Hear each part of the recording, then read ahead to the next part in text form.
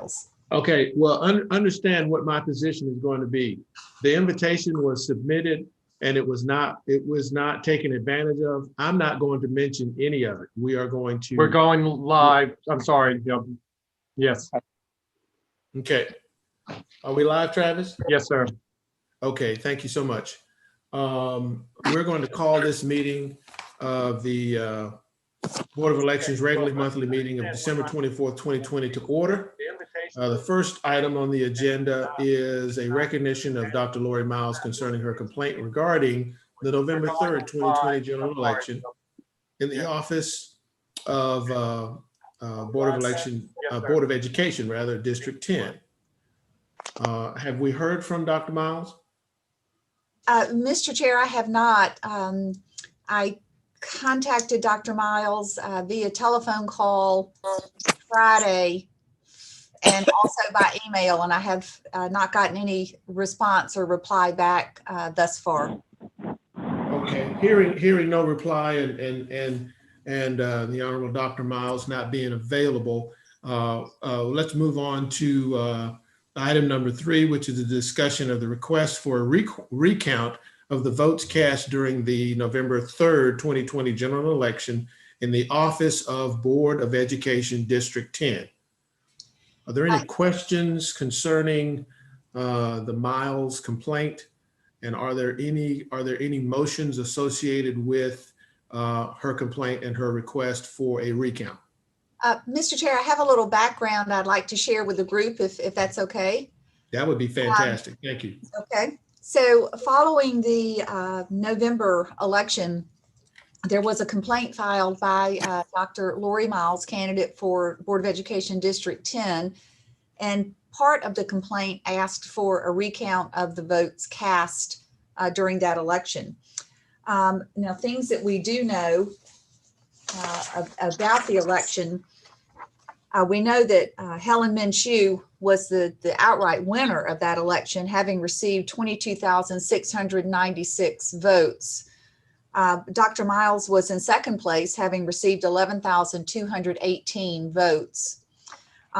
So those were the vote totals on election night for the winning and the losing candidate. Now, the other thing that the board should consider is in the state law that pertains to recounts, and that's 21-2-495, letter C, small c. It says in there that whenever the difference between a winning and a losing candidate is 0.5% or less, then upon written request, the candidate will be automatically granted a recount by the election superintendent. We know in this particular contest that the vote difference between candidate Miles and candidate Minshew was actually about 49%. So it certainly well exceeded the 0.5%. There are also provisions in the recount law where the election superintendent can call for a recount on our own motion if we thought that something was wrong or we had reason to suspect that we had an equipment malfunction or something like that. And of course, we have no indication that there was anything wrong with the vote count at all. In fact, as we all know, since November the 3rd, we've gone through not one but two recounts on on the ballots, concentrating on the office of president, of course, and nothing else. But we do know that both in the manual audit, when looking just at the office of president, that the vote difference was President Trump lost 14 votes and former Vice President Biden picked up 16 votes. And we know that in the machine recount that followed, that President Trump lost 1 vote, Mr. Biden lost 5, and Mr. Jorgensen lost 1. And so certainly there's no doubt but that the equipment was operating exactly like it was designed and set up to do. So that's the background information. I'd be glad to answer any questions if anyone has them, but that's the information that I have on this. And so just to be clear for those that may be watching, after our initial vote count and certification, and then recount, and then a third count, and then that recertification, During that process, we did not ascertain that there was any issues with our machines. There was no issue with the counting of the votes in the initial, the primary, and the secondary count. And therefore, the recommendation of the staff would be for us to take those results and form a motion as a result of those results. Well, it would, Mr. Chair. I think, again, the election superintendent, we could call for a recount ourselves if we felt there was some discrepancy or some problem or malfunction in the equipment. But I think that the results of our first, the full manual audit followed by the machine recount confirmed without a doubt, at least in my mind, and I hope in others' minds, that the equipment and the software was working exactly like it was supposed to do. So we as you all as the election superintendent that we can ascertain so far have had no reason or any grounds to ask for a recount. So that's in one provision of the law. Another provision of the law is where the losing candidate can ask for a recount. And so that's where we would park this request, is under that one. And that's the one that requires that the difference between the winning and the losing candidate be 0.5% or less in order for it to be automatically granted upon written request. As we said earlier, the difference between Mrs. Minshew and Dr. Miles was 49%, which certainly well exceeds that 0.5% threshold for automatically granting a recount. It's been this board's posture in the past when asked to conduct recounts that when they fell outside of the designated threshold, that the recount has been denied in the past. But it's absolutely the board's prerogative to go either way with that, moving forward with this one and any other recount requests that may come. Okay. Any questions? No. No.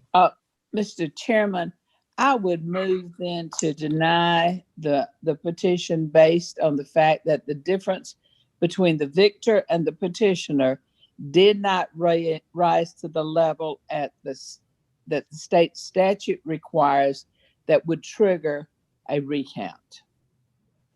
Second. Been properly moved and seconded that we deny the recount based on the statute and the fact that the complainant and the victor of District 10 and the percentage between those two did not rise to the threshold to trigger a recount. All in favor? Aye. Aye. All opposed? And that motion carries. The next item on our agenda would be item number 4. Lynn, if you would go ahead and take item number 4, begin with that and go ahead and run through A, B, and C, if you would, please. Yes, sir. I'd be happy to. Okay, so just a couple of things I want to mention. Today was the first day of advanced voting for the January election. So we were off and running at the Bell Auditorium this morning. It did rain for the first couple of hours, which was a new twist, never experienced before. But thank goodness, because the facility is so big down there, it has those big wide corridors. We were able to, for the most part, get people inside the building. Even though we didn't start voting until 8:30, we started letting people in about 7:45 when the rain started picking up. And so, it took us a couple of hours to catch up and to get that line down. But anyway, today was the first day of advanced voting. Continuing with the dates, December the 19th will be our Saturday voting date. You'll recall that the normal Saturday voting date is the second Saturday before the election, which would have been December the 26th. And for that reason, since that's the day after Christmas and we felt like voter turnout would not be very good, we decided to move Saturday voting to the 19th instead. So we have done that. Saturday voting, while not required at all for a recount, is being offered, or excuse me, for a runoff, is being offered for this election, but it will be at the Bell Auditorium only. So we will not have Saturday voting in any of the advanced voting sites because of the holiday schedule, but we will be at the Bell Auditorium on Saturday from 9 until 6, and that's this Saturday, the 19th. Once we finish with that, moving on to the next week, we'll be open from Monday until Wednesday at the Bell Auditorium only, from 8:30 until 5 for voting that week. And the following week, on Monday, the 28th, is when we'll open up our 3 additional sites, and we'll be open Monday, Tuesday, Wednesday, and Thursday at all of our traditional sites, those being, the Bell Auditorium is one, the Warren Road Recreation Center, the Robert Howard Recreation Center, and the Henry Brigham Recreation Center. And again, those hours will be 9 to 6, Monday through Thursday. In case anyone didn't pick it up, Thursday the 24th and Friday the 25th are Christmas holidays. And then, of course, Friday, January the 1st is a holiday for New Year's Day. So it's been a little bit tricky to work our calendar in around the holidays, but I think we've done a good job with that. Also, December the 31st will be the last day that we'll be mailing out absentee ballots by mail. Moving down the calendar, between December the 30th and January the 4th, we'll be delivering the voting equipment that'll be used on Election Day. We're fortunate right now that so many recreation centers, I guess, from our perspective, they're not open to the public right now. And so we're able to get into some of those recreation facilities on a little different schedule than we normally do. So that's worked out great for us. Again, with pickup, same thing, we'll pick the machines up on the 6th and the 7th from all the 42 locations. And I would like to suggest that we pencil in January the 12th, which is on a Tuesday, for our post-election certification meeting. We do not have an audit to perform with this election. The risk limiting audit is only required following the November election in even numbered years. So I see no reason why we couldn't go ahead and plan to certify on that Tuesday, the 12th. Moving on, let's talk about voter registration. So our voter registration numbers from the November election, we had 134,749 people registered to vote. As of today, our numbers have increased to 138,786. So we're right at 4,000 more people registered to vote now than were eligible for the November election.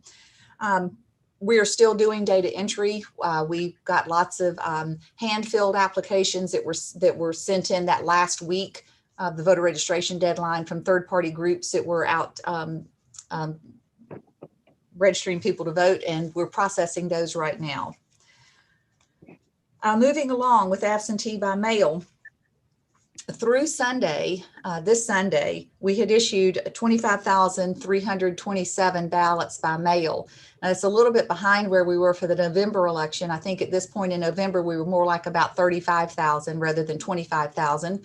But we are only running a couple of days behind with our issuance, so we're fairly well caught up with things right now. That we can see a drastic slowdown in the amount of applications that are coming in through the mail each day. So we'll see. We'll keep monitoring that number and keep you guys up to date. Of that 25,327, 2,832 have been returned back through the mail and have been verified by our office, completely checked in, signature checked, and validated and verified. We do have several thousand that are here on the premises that are in some state of the validation verification process that we're working on. So we'll see that number going up over the next few days as we can direct our resources to checking in ballots. In addition to that, we've had 578 electronic ballots that we sent out to military, and of that, 76 have been returned, verified, and are checked in and in our possession. Mismatch signatures on absentee ballot applications. So far, we have sent 33 voters a provisional ballot based on the fact that their absentee application was, in our opinion, the signature did not match. Of the 33 that we've sent out, 2 of those voters have cured their issue, and so we'll now be able to count their ballot. Those go out on a rolling basis as the applications come in and they're checked and are deemed to have a mismatched signature. Missing or mismatched signatures on ballots themselves. Right now, we've sent out 20 cure applications to voters who either had no signature on their ballot or either had a mismatched signature. Of that, 2 have responded back with their cure affidavits. And just like the absentee ballot application mismatch signatures, the absentee ballot mismatch or missing signatures, also, they all go into a provisional status. So any of those voters who have received those affidavits in the mail have until the Friday after the election to get those filled out and returned back to us. So they're coming in.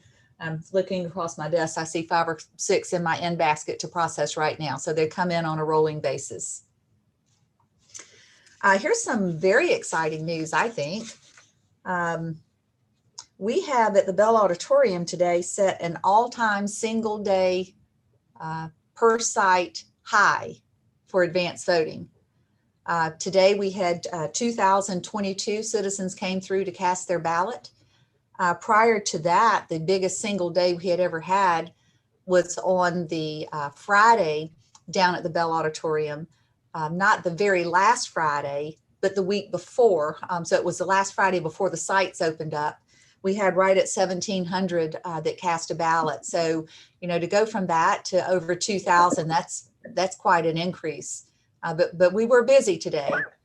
To my knowledge, other than those people that got there at 7 in the morning, the longest anyone waited in line to vote once voting started at 8:30 was 30 or 45 minutes at the longest at the onset. And then once we caught up, it was more like 15 or 20 minutes, for the rest of the day. So things went very well up there. We're reminded every time we open the doors how appreciative we are of having that space. And the voters, they appreciate it so much.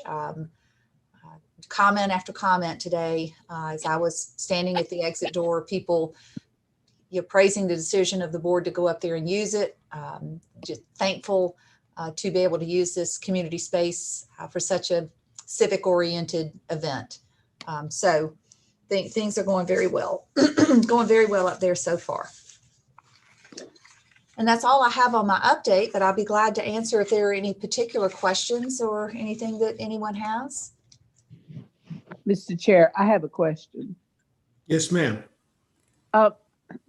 Lynn, you were talking about January the 12th as the certification.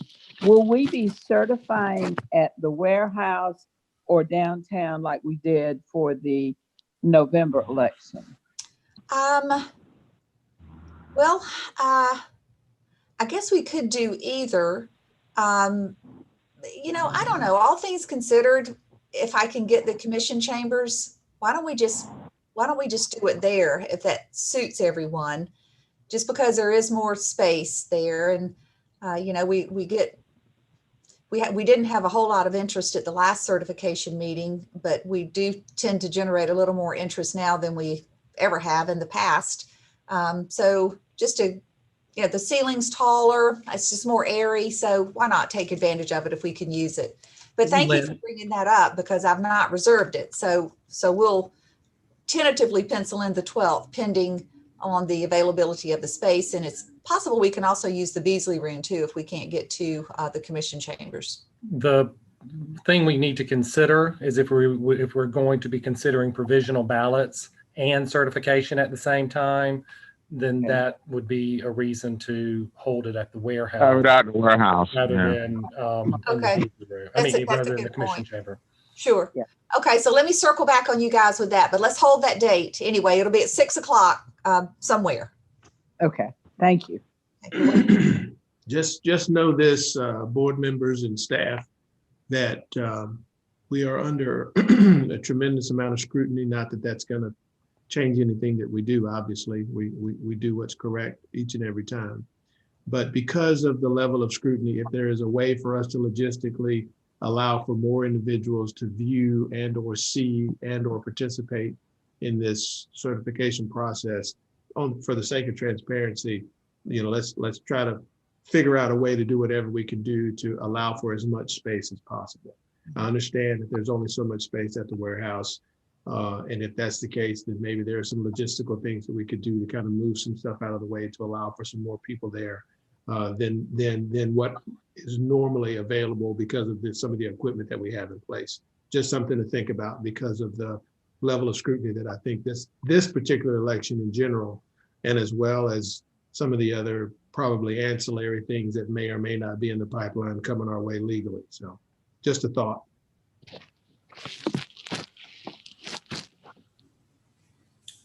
Any other questions or comments? Yes, I do have a comment, Mr. Chairman. I simply Yes, wanted to say to I just wanted to say to Lynn that I did want to congratulate them on the milestone today of the record turnout, and that they were able to handle it considering we did start out with that really bad weather. But I just go to show you how things start out is not necessarily how they end up. So I'm just so glad it worked out. Thank you so much. We were happy for the staff working down there. They were really, really excited to see that milestone number and to know that that many people could be accommodated, one place at one time. So anyway, we're all appreciative of it. That's for sure. Thank you. And again, as a board, we want to make sure that we extend our appreciation to the Board of Commissioners and the mayor, as well as the Coliseum Authority for allowing us the opportunity to utilize that facility for the community in this regard. And we want to say officially, thank you very, very much for your assistance and your support in our desire and our efforts to make voting easier and more accessible in the CSRA. Absolutely. That being said, if there are no more questions or comments, then we'll move into item number 5, which is old business. Is there any old business for the good of the board?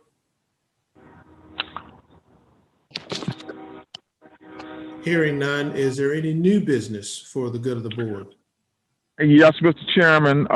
I did want to bring up something that was brought to my attention at the last time that we first opened up to use the Bell facility, and I just did hear from, and I don't recall, Mr. Chairman. I'm thinking that I had wanted to make this a item, but I thought it was best to just do it under new business. That the Madam Director, again, a recommendation was made that perhaps we would look at having a designated area just for the disability community, for them to come in to just to do it just for the purposes of expediency and clarity. And and it's more of a question than it is a recommendation. But would that be something that you witnessed that we may need to look at? Well, I can tell you how we're set up now, and then let's talk about that. So right now, one who's over 75 or disabled upon request immediately goes to the front of the line. And so when you walk into the main arena floor, we have 12 chairs that are properly spaced apart for any voter to sit in and occupy.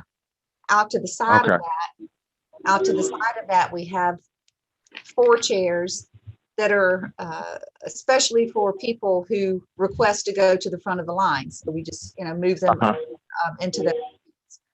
In addition to that, to the right side of where the voters fill in their paperwork, I'm going to use the word a holding area for lack of a better word, but there's a holding area where people with disabilities who have come through and filled out their paperwork sit to wait for the next available machine. So that's how we're currently set up. But I'm open to suggestion on making that different if we feel like the need is there to do it. So far, this has worked out okay. Have you had a particular complaint or anything, Terrence?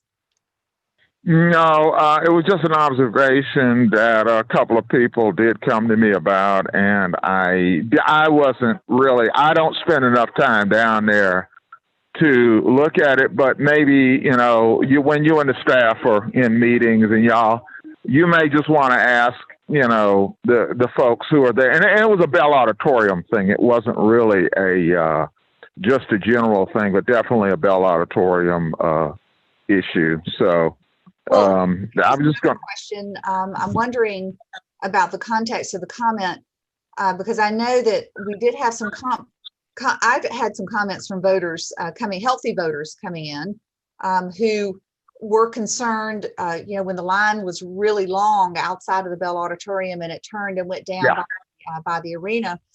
They were concerned with the number of people that were, you know, on walkers or canes or whatever that were standing in line. Wondered if we could like police or patrol that a little bit better. I took the position at that time that we should not, because you know, just because a person might be on a walker or using a cane, it doesn't mean that they necessarily want to be singled out and brought to the front of the line. Yes, I understand, of course. No, what I think they said was just something specifically for somebody who might be, you know, again, physically, for whatever reason, physically unable to, you know, just. I think it was just another accommodation. That's all. I mean, again, whatever you and the staff come up with is fine. Or if you see that you need to do that, or don't. But I did say that I would pass that on. That's all. Mr. Chairman, may I make a comment? Yes, ma'am. Yes, ma'am. I was there a little bit before 8 this morning and noticed that a lot of people were coming up the ramp out front, which I thought was a real good accommodation. And one gentleman came in and one of the poll managers there spoke with him and then actually assisted him to find a seat to sit down so he would not have to stand up. So I have observed the quality of the workers there and how they try to accommodate each and every person with their needs. And as Lynn said, not necessarily pointing them out, but if they have a need and they bring it to somebody's attention, then they are accommodated. And I saw that when we were there in November, and I've also seen it this morning and in the rain, and everybody was taken in and 6 feet apart, but around the building on the inside. So because of the weather, the building still, they were wanting to accommodate everybody and make sure that nobody had to stand out in the pouring rain. And I thought the staff were very good about doing that.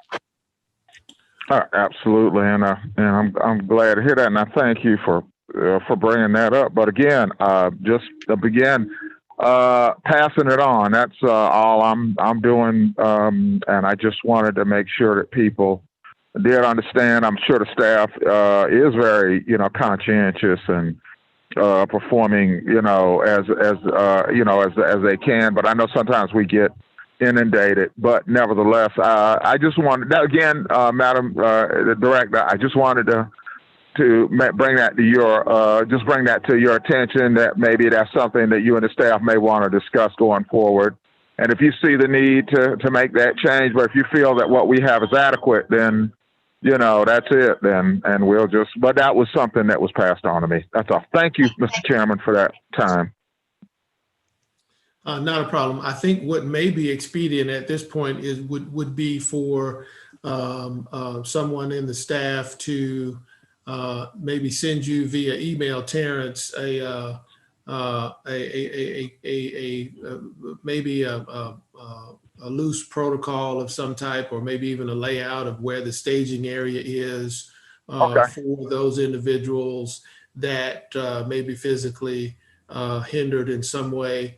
And maybe perhaps if that was provided, then you may be able to forward that on to other organizations that assist those individuals that may have physical or visual difficulties. I'll be more than glad to do that, Mr. Chairman. If the director feels that, you know, that's something that they, you know, is in order, I'd be more than glad to do that. Yeah. Okay. This may allay some of those concerns because what you don't see, you don't know, and what you don't know, you don't know. So absolutely, that is correct. That is correct. Mm-hmm. So, but I do believe that, you know, some action is better than no action at all. And we appreciate you bringing it to the attention of the board. Not a problem, Mr. Chairman. Is there any additional new business for the good of the board? Hearing none, I would entertain the motion to adjourn. Mr. Chairman, so moved. I'm sorry, second. All right, it's been properly moved and seconded that we adjourn. I want to thank you all for being here tonight. All in favor? All right, it's unanimous. Thank you very much. Thank you all very much. Okay. And just be on the Thank lookout you. for your daily updates because they're starting today on the number of people who voted. So, okay, y'all take care now. Bye-bye. Okay, and I just want to, happy holidays, everybody. Well, yeah. Amen. Amen. Happy